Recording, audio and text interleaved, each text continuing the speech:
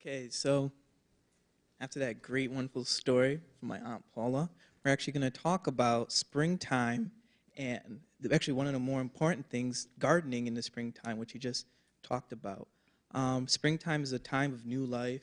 It's a time of reawakening from the cold winter.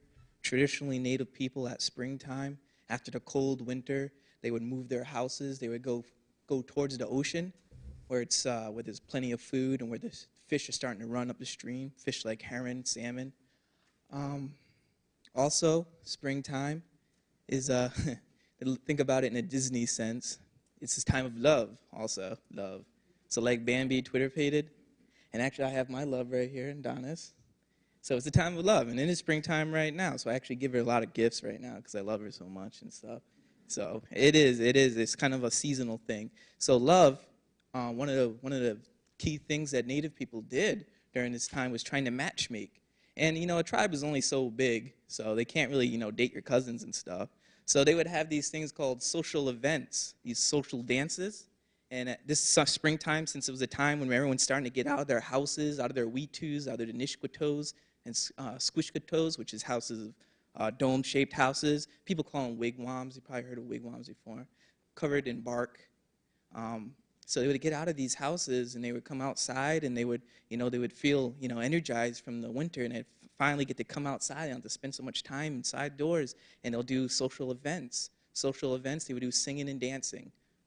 Singing and dancing that they would invite other tribes all around. And at these events, they would have, matchmaking, girls dancing with guys, just like today.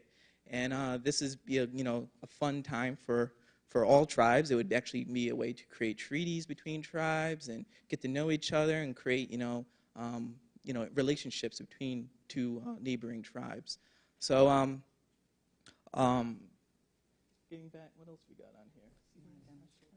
Also, during the springtime is a great time to harvest different wild berries that are just actually starting to come out of when the snow begins to melt. So, and also different types of plants, like for example, fiddleheads and ferns are the little shoot that grows out, and they're the mature, well, not the mature, in the mature version of a fern. You guys have seen fern where it's big leaf, right? The fiddlehead is actually the sprout that pops out. Now, Native people actually pick these and harvest these, and they would actually cook them and eat them, and it would be one of their foods early in the spring. Also, they would have different medicinal plants. Sassafras would start arriving. Blueberries and stuff would come a little later on in spring, but they would start growing. And strawberry, actually. Strawberry is, the strawberries aren't as big as they are today because of the supermarkets and stuff. The farmers today can select for the biggest strawberries, but wild strawberries are actually really, really small, and they're really, really sweet. Imagine a big strawberry condensed in one little tiny thing. That's all that sugar, pretty much in one little pot, I guess, or one little piece of fruit. And strawberries are very important. There wasn't much sugar in this area. So sweet things were actually a delicacy. The only sugar we had was maple syrup.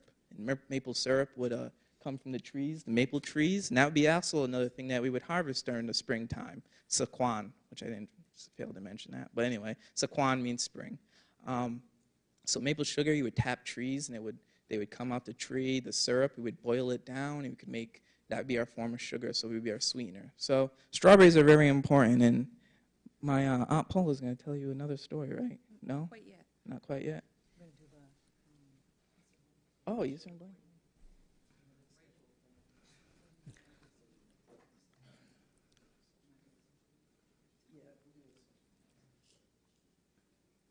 So actually, I'm going to give you a little example of a social dance. Now, social dancing is, I guess to compare it to nowadays, I guess social dance would be like a square dance, I guess. We could say it's like a follow leader, call and response. There's different moves you do, different steps you do, different, calls you would say. So the one that we're gonna show you a little bit of is a call and response dance. It's called the stomp dance.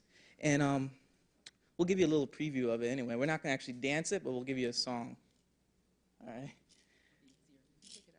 Huh? I'll step back. We are, oh, honey.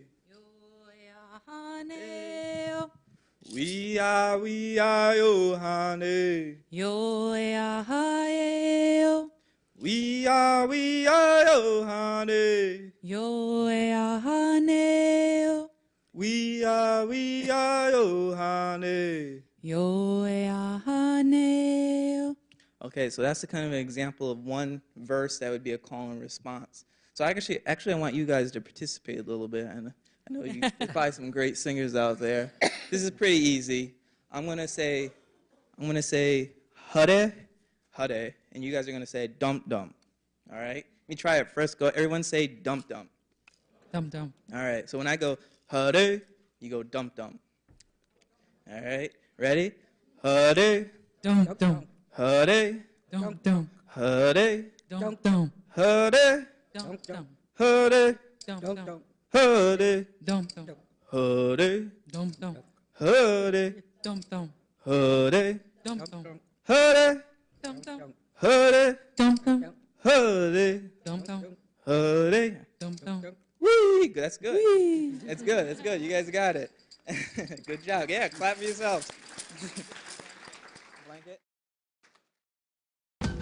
Thanks for watching. This podcast series is presented by Tamaclog Museum. Visit our website at www.tamaclogmuseum.org. Tamaclog Arts programs are sponsored by Amica Insurance. Auto, home, life, Amica. Support this and other great podcast content at our Patreon page, www.patreon.com/artways.